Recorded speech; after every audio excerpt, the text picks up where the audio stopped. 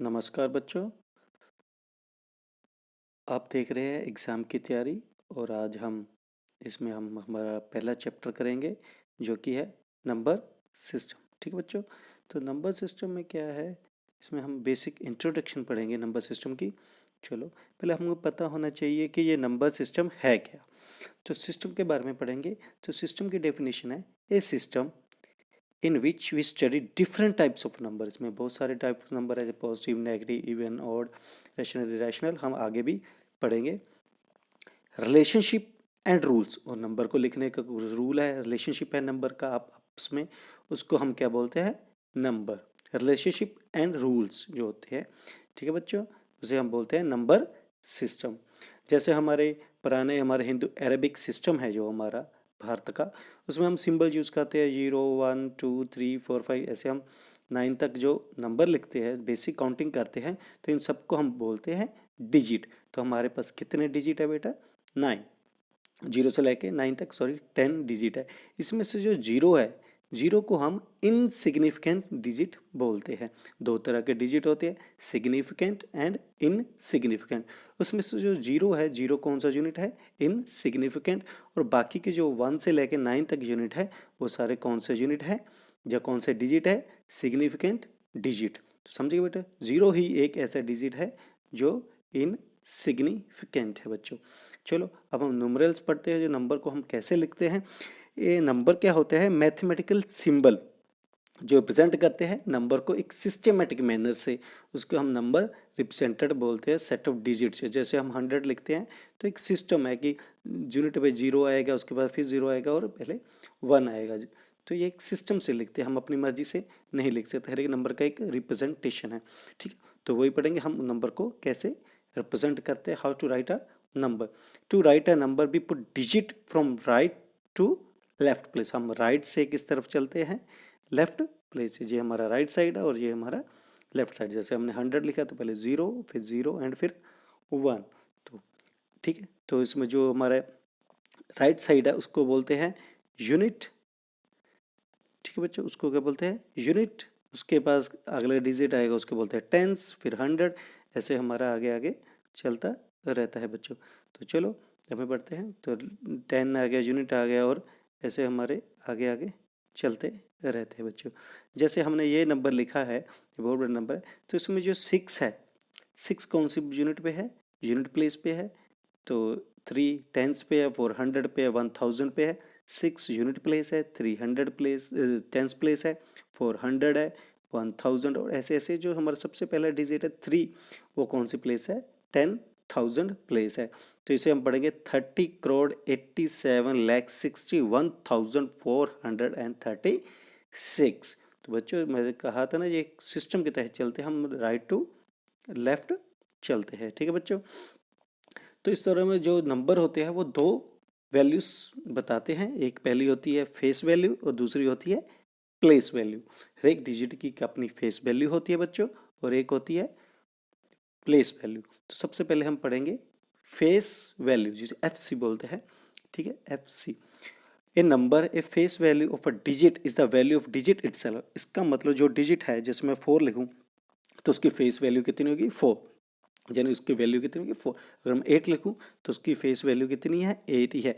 यानी number itself its face value, जो number अपने आप ही अपनी फेस वैल्यू होता है। जैसे मैंने एग्जांपल दिए, जैसे न्यूमेरिकल जे लिखा 48672 9। तो इसमें अगर मैं पूछूं कि 7 की फेस वैल्यू कितनी है, 7 की फेस वैल्यू कितनी है, 7।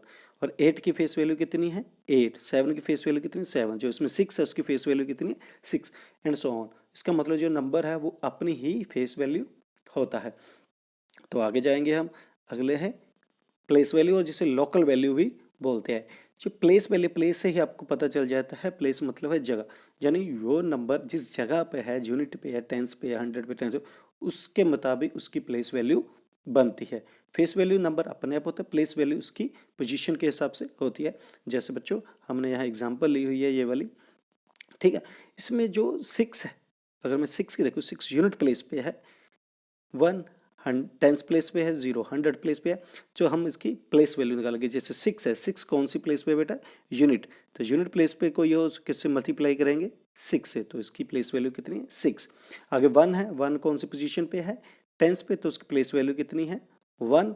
तो 1 मल्टीप्लाई टेंस प्लेस पे, तो उसको 10 से मल्टीप्लाई करेंगे तो उसकी प्लेस वैल्यू कितनी है 10। ऐसे ही अगर मैं 8 की बात करूं, ठीक है बच्चों, तो ये यूनिट 8 की पोजीशन कौन सी है, लाख पोजीशन पे है, तो इसकी फेस वैल्यू कितनी है 8, और इसकी पोजीशन कौन सी है 1 लाख, तो ये 8 लाख इसकी प्लेस वैल्यू हो जाएगी। सिमिलरली अगर हम 7 करोड़ की बात करें, जो 7 है वो कौन सी पोजीशन पे है, करोड़ पोजीशन पे, इसकी फेस वैल्यू कितनी है 7 और प्लेस वैल्यू कितनी है करोड़, तो 7 मल्टीप्लाई करोड़, तो इसकी प्लेस वैल्यू कितनी हो जाएगी बच्चों 7 करोड़।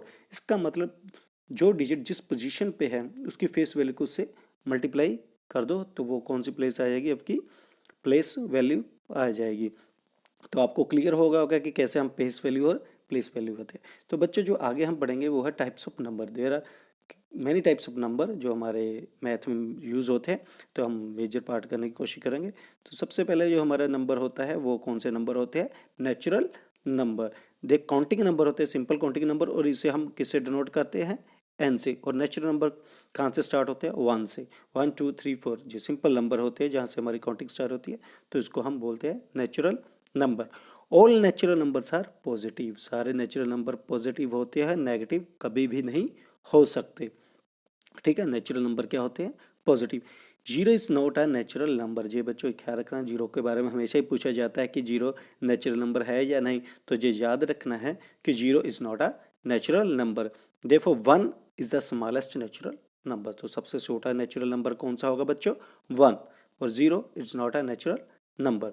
उसके बाद हमारे दूसरे नंबर आते हैं, वो नंबर आते हैं whole numbers. All natural number and zero, जो नेचुरल नंबर है वो 1 से स्टार्ट होते हैं, उसमें जीरो नहीं होता बच्चों, बट जो होल नंबर है उसमें zero and natural number, zero से स्टार्ट होकर बाकी इसमें जीरो ऐड ऑन हो जाता है, तो जीरो एंड नेचुरल नंबर मिलके कौन से नंबर बनाते हैं होल नंबर, और इसे हम किससे लिखते हैं डब्ल्यू से डिनोट करते हैं। जैसे जीरो से 1 2 3 सेट बन गया। तो इसकी प्रॉपर्टी से basically zero is the smallest whole number. जैसे नेचुरल नंबर सबसे छोटा कौन सा था 1, तो होल नंबर सबसे छोटा कौन सा है 0 बच्चों। तो एक ख्याल रखना है, ये पूछा जाता है वैसे इंटरव्यूज में। तो whole number is also called a non negative integers. Integer के बारे में हम आगे पढ़ेंगे। तो होल नंबर और नेचुरल नंबर दोनों ही क्या होते हैं नॉन नेगेटिव होते हैं, मतलब दोनों ही क्या होते हैं पॉजिटिव होते हैं। नेगेटिव में होल नंबर या नेचुरल नंबर कभी भी नहीं हो सकता बच्चों। तो आगे आएगा तीसरे हमारे पास आ जाते हैं इंटीजर। इंटीजर में क्या होता है whole number and negative number from the set of integer.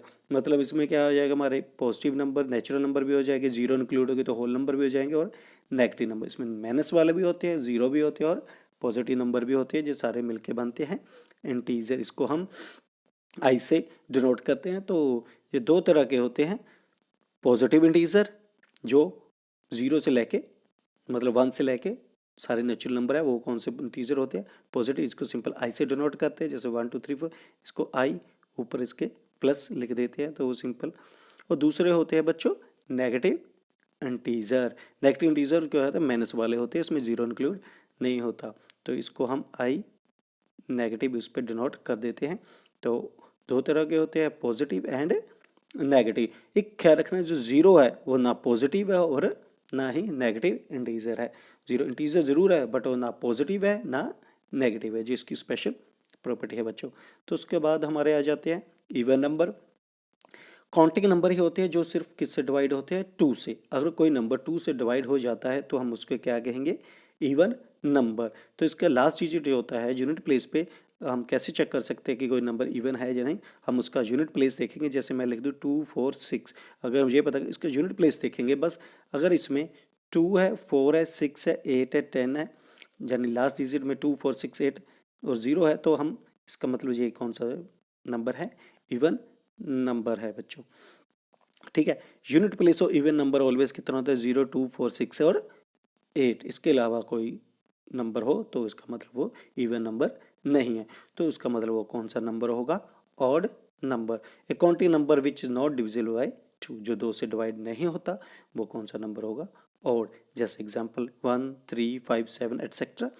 Odd number के लास्ट डिजिट क्या होगा बच्चों 1 3 5 7 और 9। अगर 2 4 6 8 है तो वो इवन होगा, अगर 1 3 5 7 9 होगा तो वो ओड होगा, यानी वो 2 से डिवाइड नहीं होगा। उसके बाद सबसे इंपॉर्टेंट नंबर बच्चों जो आते हैं, बच्चों को कन्फ्यूजन होती है, वो है प्राइम नंबर्स।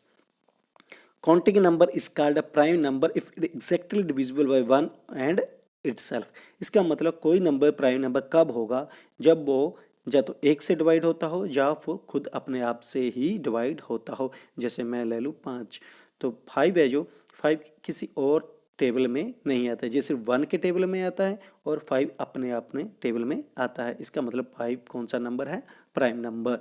तो ये मेन प्राइम नंबर हमारे कौन से है, 2 है, 3 है, 5 है, 7 है, 11, 13, 17 एट्सेट्रा, ये सारे नंबर कौन से हैं, हमारे प्राइम नंबर है। तो इसकी हमें एक प्रॉपर्टीज है जो इंपॉर्टेंट है, ध्यान से सुनना बच्चों। जो 2 है, 2 प्राइम नंबर है, और जिस ओनली इवन नंबर है, हमारे पास एक ही इवन नंबर है जो प्राइम है और 2, इसके अलावा सारे जो नंबर हो गए वर्ल्ड में, दुनिया में, वो क्या है, ऑड प्राइम नंबर्स होंगे। सिर्फ 2 ही ऐसा नंबर है जो इवन है। A prime number is always greater than 1, यानी सिंपल नेचुरल नंबर हो गए जो ग्रेटर देन 1 हो गए। नेगेटिव में प्राइम नंबर नहीं हो सकता। जो 1 है, 1 खुद में इसमें बहुत कन्फ्यूजन रहता है बच्चों, 1 का ख्याल रखना है, 1 प्राइम नंबर नहीं है।